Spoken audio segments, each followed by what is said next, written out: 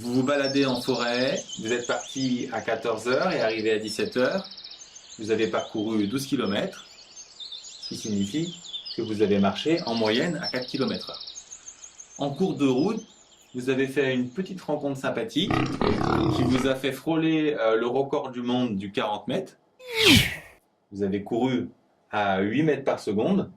Dans les deux cas, ces vitesses sont obtenues avec la formule de la vitesse moyenne, V égale D sur T, qui a ses limites.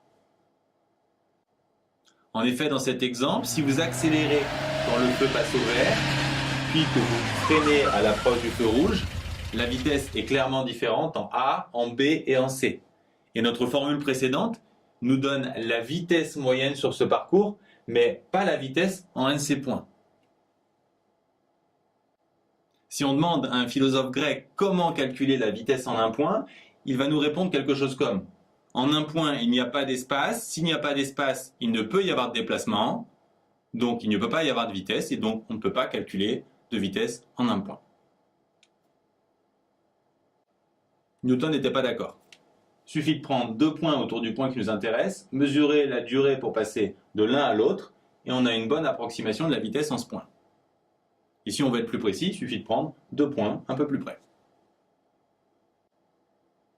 Cette formule peut aussi s'écrire delta x sur delta t, où delta signifie la différence entre la valeur d'arrivée et la valeur de départ, que ce soit pour les x ou pour les t. Ces deux formules nous permettent d'obtenir une approximation expérimentale de la vitesse, mais si on veut une précision absolue, il faudrait que les x soient infiniment proches du a, que leur différence se rapproche de 0, et dans ce cas-là en physique on écrit ça dx, de même pour les t. Et pour comprendre ce que ça veut dire, on va s'appuyer sur un graphique où on a mis les x en ordonnée et les t en abscisse. dt sur le graphique, c'est le petit décalage en t autour de a, de même pour dx qui ici est vertical. Si on fait dx sur dt, c'est combien on monte sur combien on avance.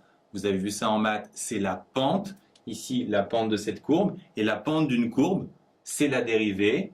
Donc ici la dérivée de x en fonction de t, donc x' de t. Donc si x de t vaut 5t plus 3, la vitesse, sa dérivée, vaut tout simplement 5.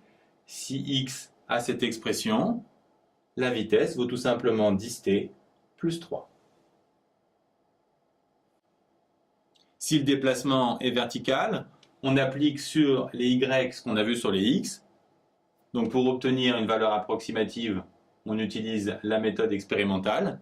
Et pour obtenir une expression plus précise, on utilise la formule mathématique. Et donc ici, la dérivée de y. Le plus souvent, le déplacement a lieu à la fois suivant les x et les y. Comment est alors la vitesse? On a vu que la vitesse est associée à la dérivée. Vous devez savoir que graphiquement, la dérivée, c'est la tangente. On ne sera donc pas surpris que graphiquement, la vitesse sera tangentielle au mouvement.